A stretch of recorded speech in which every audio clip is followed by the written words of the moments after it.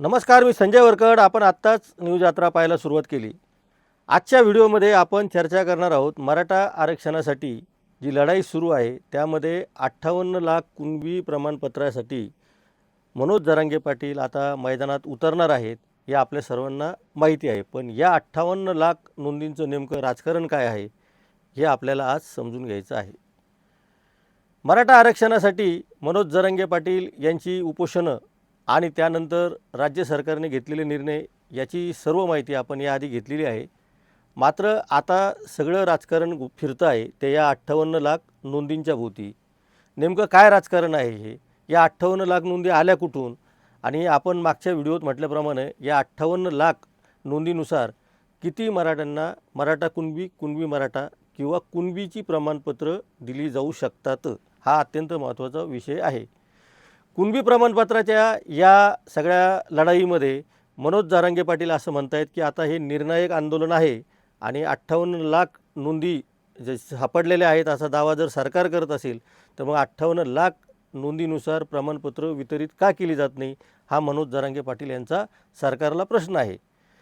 अर्थात या 58 लाख नोंदी कुठून आल्या याविषयी आपण अगदी थोडक्यात माहिती घेऊयात. आपल्याला सर्वांना माहिती आहे की मनोज जरांगे पाटील यांच्या आंदोलनानंतर त्यावेळचे मुख्यमंत्री एकनाथ शिंदे यांनी राज्यामध्ये शिंदे समितीची स्थापना केलेली होती.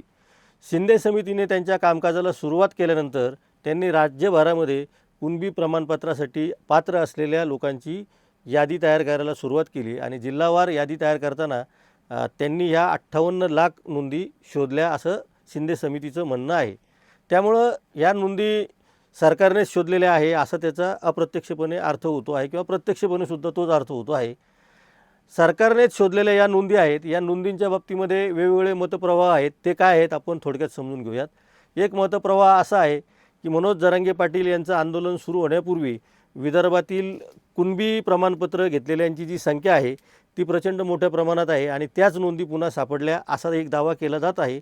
पण तो पूर्णतः खराही नाही आणि खोटाही नाही. मग त्याचं कारण असं आहे की विदर्भामध्ये या नोंदी सर्वाधिक सापडल्या ही वस्तुस्थिती आहे. विशेषतः अमरावती विभागामध्ये या नोंदी सापडलेल्या आहे. तरीसुद्धा राज्याच्या इतर भागातही विशेषतः पश्चिम महाराष्ट्रामध्येही आणि कोकणामध्ये आणि खानदेशामध्ये सुद्धा या नोंदी सापडलेल्या आहेत. मराठवाड्यात या 47,000पेक्षा जास्त कुणबी प्रमाणपत्रासाठीच्या नोंदी त्यावेळी सापडलेल्या आहेत. सर्वात कमी नोंदी 925 या लातूर जिल्ह्यामध्ये सापडलेल्या आहेत. त्यामुळं या सरकारी यंत्रणेने शोधलेल्या नोंदी आहेत. आता प्रश्न असा येतो की सरकारने जर या सगळ्या नोंदी शोधून काढल्या आहेत तर मग यांना प्रमाणपत्र का दिली जात नाही. आणि दुसरा मुद्दा असा येतो की ही जी प्रमाणपत्र 58 लाख नोंदीच्या आधारे दिली जाणार आहे ती कायद्याच्या चौकटीवर टिकणारी आहेत की नाहीत.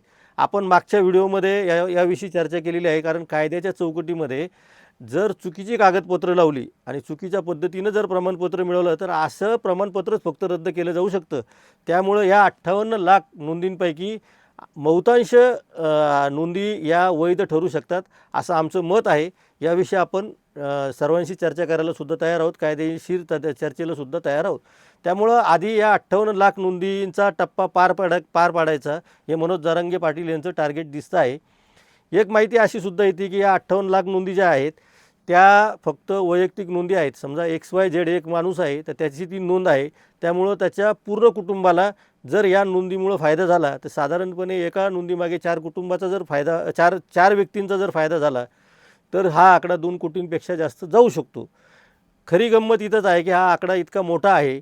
याच्यामुळं जर सगळे मराठ्यांचं कुणबीकरण जे होतं आहे का अशी जी एक चर्चा सुरू झालेली आहे तिथून या सगळ्या राजकारणाला सुरुवात होती आहे. आणि मग OBC आमचा DNA आहे असं सांगणारं देवेंद्र फडणवीसचं सरकार या नोंदी सापडल्यानंतरही प्रमाणपत्र देण्यामध्ये चालढकल करत आहेत का याविषयीचं हे सगळं राजकारण आहे. त्यामुळं आपण आधी म्हटल्याप्रमाणे 58 लाख नोंदीचं हे राजकारण आपल्याला समजून घ्यायचं आहे.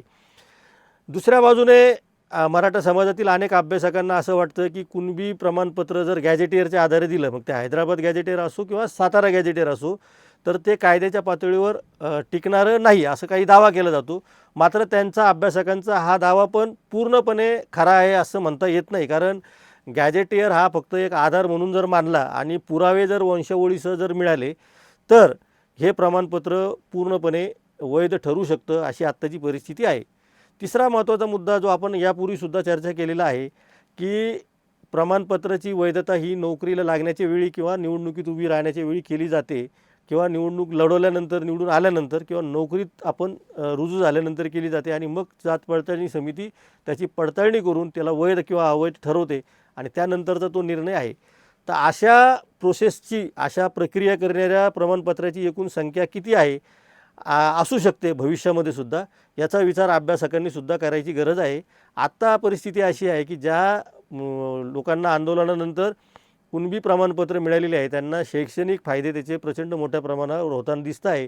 त्यामुळं मनोज जरांगे पाटील यांच्या मागची गर्दी काही केल्या हटता हटेना आणि ही गर्दी हटत नाही. त्यामुळं मनोज जरांगे पाटील यांचा प्रभाव कमी करण्याचं एक षडयंत्र सरकार रचत आहे का, असा सुद्धा प्रश्न आम्ही यापूर्वीसुद्धा रचला होता. मराठा आरक्षणासाठी यापूर्वी मनोज जरांगेंच्या आधीसुद्धा अनेक जणांनी आंदोलनं केलेली आहेत. प्रत्येकाची तळमळ एकच आहे की मराठा समाजाला आरक्षण मिळालं पाहिजे. त्यामुळं कोण कशा पद्धतीने मागणी करतं हा मुद्दा या ठिकाणी गैर लागू होतो. सगळ्यांचं म्हणणं आहे की आरक्षण मिळालं पाहिजे आणि या आरक्षणासाठी आता कळीचा मुद्दा जो ठरतो आहे तो आहे या 58 लाख नोंदींचा.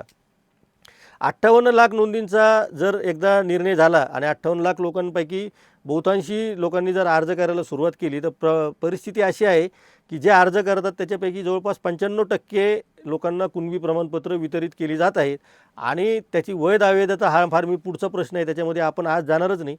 पण प्रमाणपत्र देण्याचं प्रमाण खूप मोठं आहे. या उलट अर्ज करणाऱ्यांची संख्या त्या तुलनेनं कमी आहे. अनेक जण दिशाभूल करण्यासाठी म्हणा किंवा त्यांचा युक्तिवाद करण्यासाठी म्हणा असं सांगतायत की या 58 लाख नोंदी काही नवीन नाही, पण ऑन रेकॉर्ड सरकारच्या रेकॉर्डवर नोंद जी आहे की 24 ऑक्टोबर 2023 नंतर 24 ऑक्टोबर 2023 नंतर या 58 लाख नोंदी सापडलेल्या आहेत. त्यामुळं लक्षात घ्या की मनोज जरांगे पाटील यांच्या आंदोलनानंतर या नोंदी नव्या आहेत की जुन्या आहेत हा वाद निरर्थक ठरतो. या नोंदी रेकॉर्डवर आलेल्या आहेत, ते कुणबी म्हणून पात्र ठरू शकतात, हे रेकॉर्डवर आलेलं आहे. त्यामुळं याच्या संदर्भातलं जे राजकारण आहे ते मोठ्या प्रमाणात पेटलेलं आहे. आधी ओबीसीचा DNA सांगणारं सरकार असं सांगत होतं की ज्यांचे पुरावे आहेत त्यांनाच आम्ही प्रमाणपत्र देऊ. आता तर 58 लाख लोकांचे त्या अर्थाने नोंदी सापडलेल्या आहेत. याचा अर्थ प्रथमदर्शनी पुरावे सापडले आहेत असं आपण म्हणूयात. ज्या अर्थी प्रथमदर्शनी पुरावे सापडलेले आहेत त्या अर्थी ते पुरावेच आहेत. त्यामुळं 58 लाख ही संख्या प्रचंड मोठी आहे असंही म्हणता येईल. काही जणांना ती किरकोळ वाटत असेल त्यांच्याशी आपण वेगळी चर्चा करूयात.